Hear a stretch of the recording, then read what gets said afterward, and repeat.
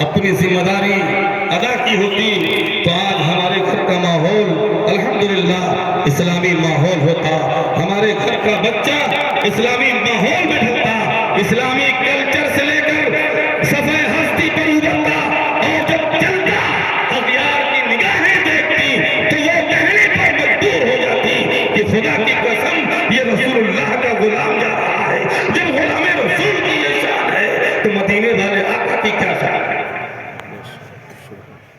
लेकिन हम लोग कब तक इस तरीके से सुन कर दाद देते रहेंगे। जरूरत इस बात की है कि अमल करें। अब नहीं समझोगे तो कब समझोगे। अपने बच्चों को संभालो, इस्लामी तरबियत दो। 3 टाइम मत खाओ, 2 टाइम खाओ, 1 टाइम खाओ, लेकिन अपने बच्चों को इस्लामी तालीम जरूर दो, वरना आगे सिवाय कफे अफसोस मलने के और अश्के नदामत बहाने के हमारे पास कोई चारेगार नहीं। अगर इस्लाम के दायरे में हम हैं, मुसलमान हैं, तो हमें अपनी शान भी मुसलमाना नहीं रखनी होगी। मैं अर्ज ये कर रहा था, अल्लाह के रसूल ने फरमाया कि ईद की रात अल्लाह की तरफ से इनाम इकराम की रात, उस रात में अल्लाह अपने बंदों को इनाम इकराम से नवाजता। और मेरे नबी ने इरशाद फरमाया कि ईद की रात को अल्लाह इनाम इकराम से नवाजता है, और ईद का दिन जब आता है तो मेरे नबी इरशाद फरमाते हैं कि वो ईद का दिन अल्लाह की तरफ से बंदों के गुनाहों की बख्शिश और मग़फ़िरत का दिन होता है। और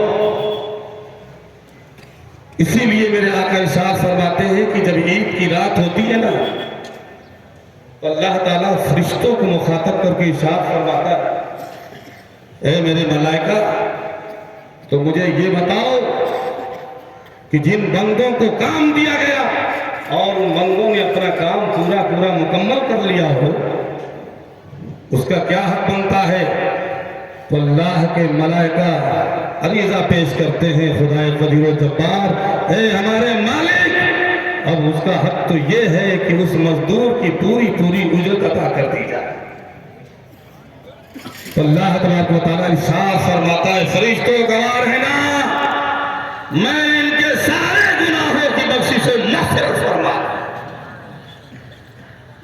और जब ईद का दिन आता है, लोग ईद की नमाज अदा करने के लिए अपने घरों से तैयार होकर उम्दा लिबासे फ़ाखरा ज़ेबे तन करके जब ईदगाह मैदान में बैठ जाते हैं तो अल्लाह तबारक व तआला को अपने बंदों पर कैसा प्यार आता है। इरशाद फरमाता है कि मेरे बंदो, आज तुम इस ईद के इज्तिमा के अंदर तुम मेरी बारगाह में जमीन नियाज खम करने के लिए हाजिर हुए हो। आज तुम मुझसे जो भी सवाल करो, मैं तेरा मालिक हूं, तेरा खालिक हूं, तेरा राज़िक हूं। दुनिया का सवाल कर या आखिरत का सवाल कर, आज तेरा कोई सवाल टाला नहीं जाए। और यही नहीं, रब इरशाद फरमाता है कि आज के दिन जब ईद की नमाज पढ़कर जब तुम यहां से उठोगे ना अपने घरों की तरफ, तो इस हाल में जा रहे होगे कि तुम्हारे नामे अमाल के दफ्तर में एक भी गुनाह बाकी ना होगा। अल्लाह ताला सब अपनी रहमतों के जरिए से माफ। लेकिन अज़ीज़ाने गिरामी, इस एतबार से तो आज का दिन बहुत ही अजीम और बरकत वाला दिन है कि आज हम सब के गुनाहों की बख्शिश और मग़फ़िरत का वादा खुद खुदाए क़दीर व जब्बार ने लिया है, जिसकी शान ये है, ला तब्दील लिकलिमातिल्लाह, अल्लाह के कलाम में, उसके कलमे में कोई तब्दीली नहीं हो सकती। रब ने फरमा दिया है तो यकीनन हम यहाँ से बख्शे बख्शाए ही लौटे। लेकिन एक बात आपको मालूम है, आज की बरकतें मुसल्लम, जैसे ही रमजान का चांद नजर आता है, अल्लाह ताला शैतान को जहन्नम के अंदर कैद कर, आपको मालूम है ना? मालूम है कि नहीं? मालूम है? कैद कर देता तब तक के लिए जब तक ईद का चांद नजर ना आए। तो कैद था, चांद नजर आ गया ईद का। अब ये जनाब जी आजाद हो चुके हैं, अब ये आजाद हो चुके, अब ये अपनी पूरी सर पैर तोड़कर कोशिश करेगा। मेरे आका इरशाद फरमाते हैं कि शैतान ईद के दिन रोता बिलखता चीखता चिल्लाता अपने सर पे खाक डालता अपने सर पर, और उसके मुतल्लिमीन उसके शागिर्द हज़रात जो होते हैं, उसके चेले चपाटे, वो कहते हैं आका तुम इतना परेशान क्यों हो, आज तुम क्यों बिलख रहे हो? तो शैतान ये कहता है कि बड़े अफसोस की बात है कि आज खुदाए कदीर व जब्बार ने इब्ने आदम की बख्शिश व मग़फ़िरत फरमाई। शैतान ये कभी नहीं चाहता कि अल्लाह उस पर अपना फजल फरमाए, बंदों पर करम फरमाए।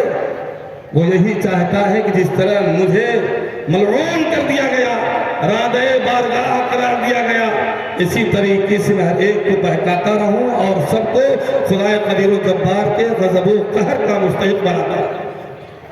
इसलिए कि उसने ये वादा किया था रब की बारगाह में, मौला जब तक तेरा बंदा दुनिया में सफ़े हस्ती पर जिंदा रहेगा, मैं उससे गुनाह भी करवाऊंगा, ज़िना भी करवाऊंगा, उससे चोरी चकारी भी करवाऊंगा, गर्ज की हर मनहियाते शरैया का उसे इर्तिकाब करवाऊंगा।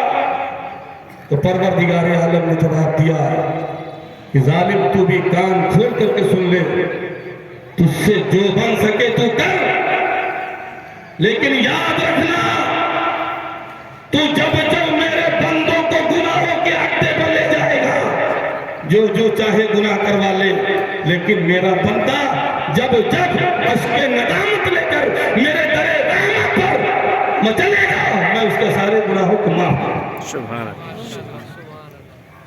अज़ीज़ाने गिरामी, तो शैतान से उसके चेलों ने कहा कि तू परेशान क्यों रोता, तू हमारी ड्यूटी बता, हमारा काम क्या होगा, हम क्या करें कि तेरी बेचैनी दूर हो। तो शैतान ने कहा कि 1 महीने में जितनी नेकियां इन लोगों ने नहीं की हैं, तुम 1 दिन में इनसे गुनाह इतने करवाओ कि अल्लाह ताला इनसे 1 ही दिन में नाराज हो जाए। तो उसके चेले चपाटे कहते हैं कि फिर हम क्या करें? तो शैतान कहता है कि ले जाओ इन्हें शराब के अड्डे पर ले जाओ। शैतान कहता है कि इन्हें जुए के अड्डे पे ले जाओ, इन्हें बेहयाई और बुराइयों के बाजार में ले जाओ, इनसे ज़िना करवाओ, इनसे चोरी करवाओ, आपस में लड़ो, घरों में औरतों से तलाक करवाओ, इनके बच्चों को इस्लामी तालीमात से रोको, इस कदर इन्हें तबाह कर दो गुनाहों में, गुनाहों के समंदर में इन्हें गर्क कर दो, इन्हें डुबो दो, ताकि जिस कदर 1 महीने में इन लोगों ने गुनाहों से बचकर अल्लाह को राजी किया है, अल्लाह ताला 1 ही दिन में इन पर अपना गज़ब नाज़िल कर दे और इनसे नाराज़ कर दे।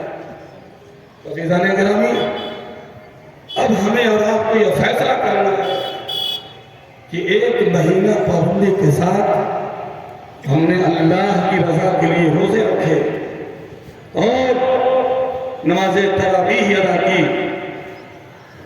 अपनी एक्टिविटी, अपनी एनर्जी पावर बनाए रखा, अजान होते ही मस्जिद के दरवाजे पर हम दौड़ते रहे।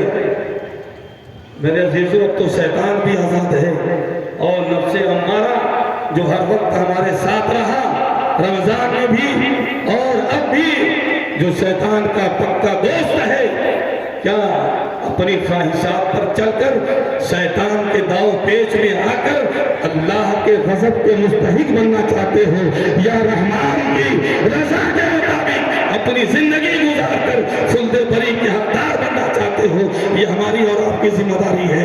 बहुत सारे लोग ये सोचते हैं ईदगाह में बैठकर कि जल्दी से 2 गाना अदा करें और अपने दोस्तों के साथ मज़ारों में वाहियात जगहों पर, खुराफात जगहों पर चले।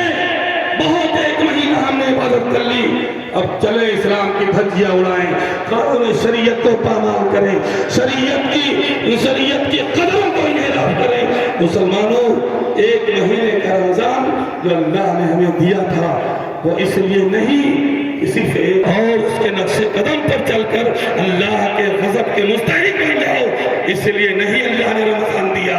रमजान 1 महीना ये हमें रिहर्सल के तौर पर ये अल्लाह ने दिया है कि एक मुसलमान की जिंदगी अल्लाह की इताअत व बंदगी में यूं ही बिजी होना चाहिए कि वक्त पर नमाज अदा करे और जब वक्त हो अल्लाह को याद करे। जैसे ही अल्लाह की तरफ से अल्लाह का मुअज्जिन उसकी बारगाह में झुकने के लिए बुलाए, हम सारा काम, सारा धंधा छोड़कर रब की रजा के लिए उसकी बारगाह में अपने ज़मीन नियाज़ को खम करने के लिए तैयार हो जाए। इसलिए कि कुरान में हमने इरशाद फरमाया कि फैज़ा क़ुदियतिस सलातु फंतशिरू फिल अर्द वब्तगू मिन फ़ज़लिल्लाह